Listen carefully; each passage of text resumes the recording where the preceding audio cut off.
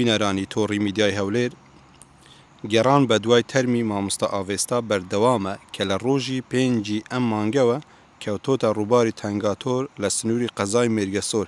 ئەوەی ئێستا ئومێدی بۆ دۆزینەوەی تەرمەکەی داوەتە ماڵبات و تیمەکانی بەرگری شارستانی و هەروە خەڵکی دەڤەری بارزان ڕوونبوونەوەی ئاو و دابەزینی ئاستی ئاوی ڕووبارەکەیە. مامۆستا ئاڤێستا تەمەنی 27 ساڵ و دانیشتووی شاری هەولێر بوو کە بۆ سەیران لەگەڵ خێزانەکەی ڕۆژی 5 ئەم مانگە هاتبوونە دەڤەری بارزان، بەڵام کەوتە ناو ئاوی ڕووبارەکە و تا ئێستاش بێسەر و شوێنە. چیرۆکی ئاڤێستا هەموو کوردستانی تەنی باوکی چەندان جار دووپاتی لەوە کردوتەوە. ئێستا پرسەکە هی ئەوان نییە و هی هەموو خەڵکی کوردستانە، بە تایبەتی خەڵکی دەڤەری بارزان.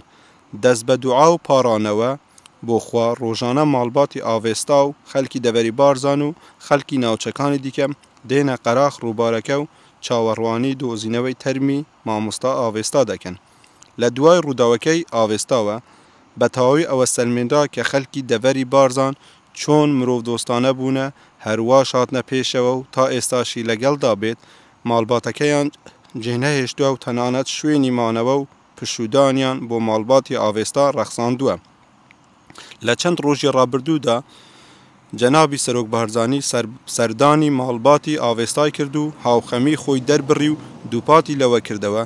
کلتوری هاوکاری و مرۆڤدۆستی لەو دەڤەرە لە لووتکەدایە. خەڵکی سنوورەکە هەمووان خۆیان بە خزمەتکار دەزانن بەرامبەر هەر تاکەی کورد.